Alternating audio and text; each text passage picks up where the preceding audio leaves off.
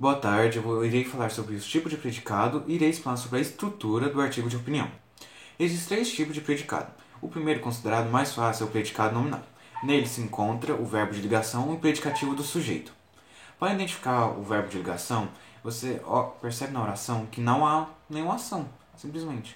Por exemplo, Maria está doente. Maria, sujeito. O verbo está não indica nenhum indício de ação. Ele está ali apenas para ligar o sujeito ao predicado. O doente é uma característica do sujeito, então ele automaticamente vira o predicativo do sujeito. O segundo tipo de predicado, considerado mais difícil do que o primeiro, é o predicado verbal. O predicado verbal se divide em duas partes, transitivo e intransitivo. O predicado verbal intransitivo, ele não precisa transitar, ou seja, não necessita de complemento. Por exemplo, Maria viajou. Fácil de entender e entende a oração inteira apenas com o sujeito e o verbo. No predicado verbal transitivo, é necessário mais do que o sujeito e o verbo. O verbo precisa de um complemento.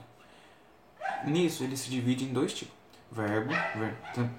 Predicativo, predicado verbal transitivo, direto e indireto.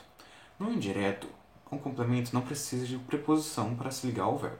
Por exemplo, Maria adora doces.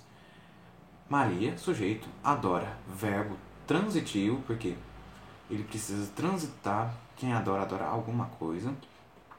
Doces. Não tem nenhuma proposição na ligação. Assim você sabe que ele é direto. Mas caso haja alguma dúvida ainda, você pergunta duas vezes para o verbo quem. Vamos lá. Quem adora, adora algo. Adora alguém. Não há uma proposição. Assim você tem total certeza que ele é direto. No predicado verbal transitivo indireto, há uma proposição para ligar o verbo ao complemento.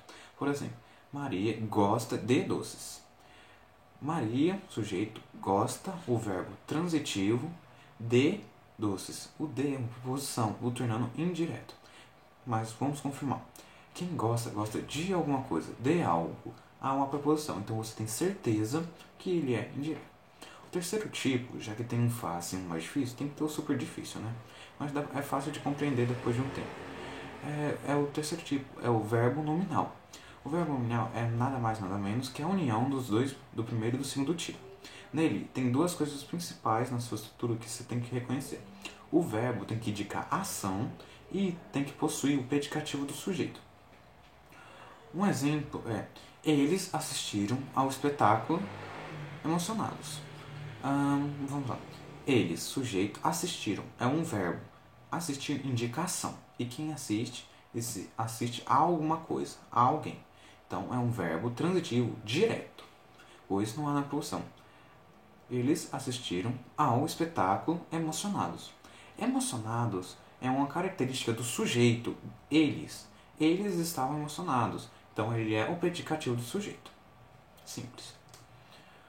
Sobre o artigo de opinião, suas principais características é quando o escritor ele defende uma ideia, uma tese dele.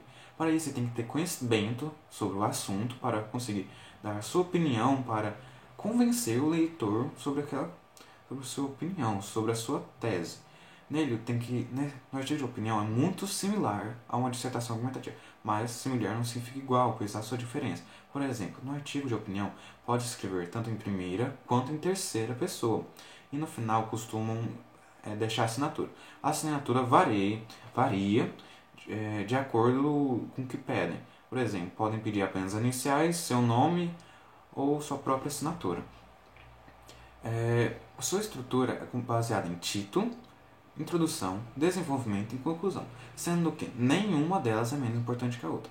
Porém, o título é o início.